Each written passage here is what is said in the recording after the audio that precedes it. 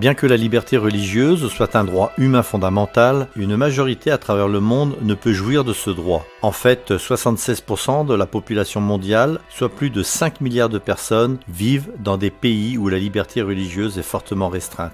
Ces restrictions comprennent les lois sur le blasphème qui interdisent les discours négatifs au sujet des personnalités religieuses du pays, les lois anti-conversion interdisant la conversion à une religion autre que la religion dominante du pays et les exigences pour une église d'obtenir un enregistrement officiel afin d'opérer.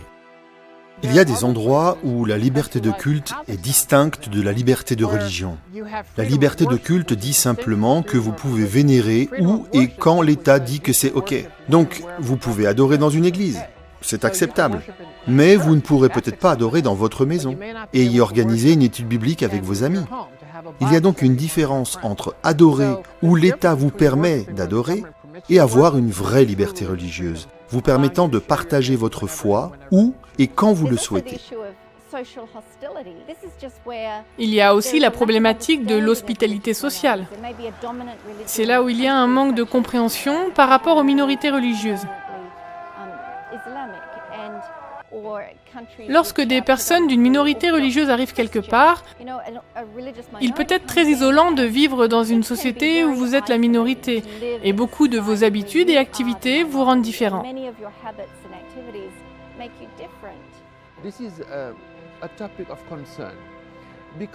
C'est un sujet de préoccupation car ne pas jouir de la liberté religieuse va encore plus loin que de ne pas jouir d'un droit.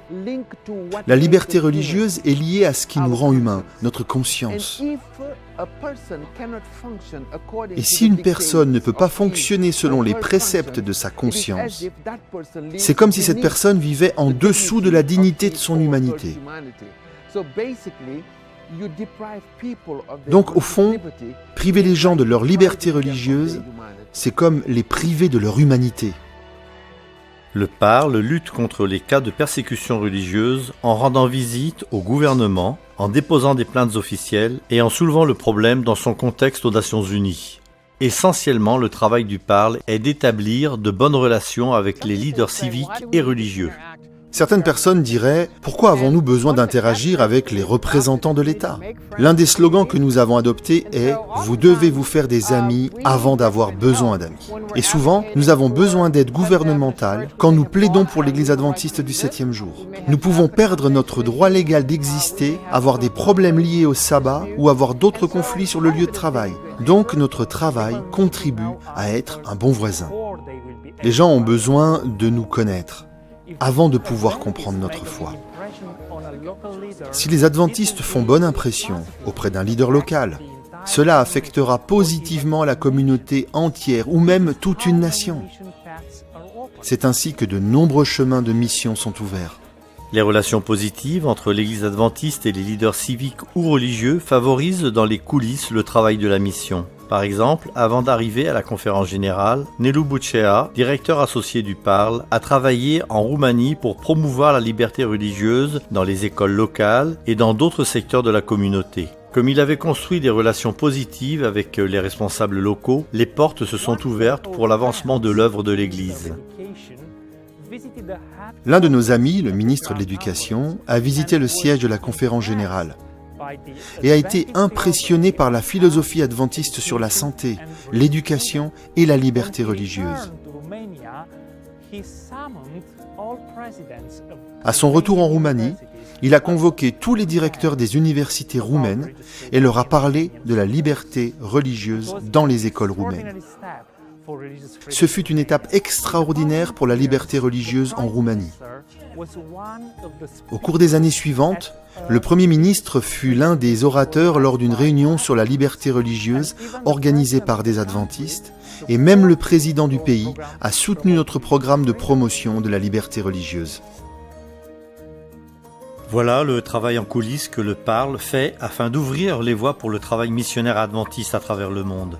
Forger de bonnes relations avec les autres quotidiennement soutient la mission de l'Église. Et c'est quelque chose que chaque adventiste peut faire là où il est. Les affaires publiques et la liberté religieuse sont des choses qui ne peuvent pas se faire à partir d'un siège central. C'est quelque chose qui doit fondamentalement avoir lieu au niveau local.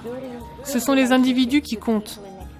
Chaque membre d'église peut établir de bonnes relations avec les gens de leur communauté, que ce soit en assistant à des événements communautaires, en se liant d'amitié avec les dirigeants municipaux, le maire, le conseiller municipal. Tout cela passe par la relation personnelle.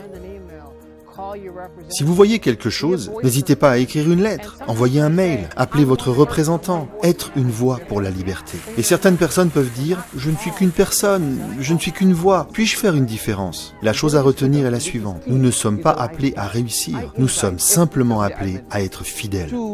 La liberté religieuse, et ça c'est la clé, est un style de vie. J'invite chaque adventiste du 7e jour à être non seulement dans l'arène publique, mais auprès de tout le monde, des gens aimables, doux et respectueux de la dignité des gens. Je vous invite à réfléchir comment vous pouvez promouvoir la liberté religieuse en établissant de bonnes relations avec les autres de votre communauté. Puissiez-vous prier pour les efforts de l'Église dans la lutte pour la liberté religieuse dans les endroits où une telle liberté est limitée. Merci pour votre soutien à la mission de l'Église.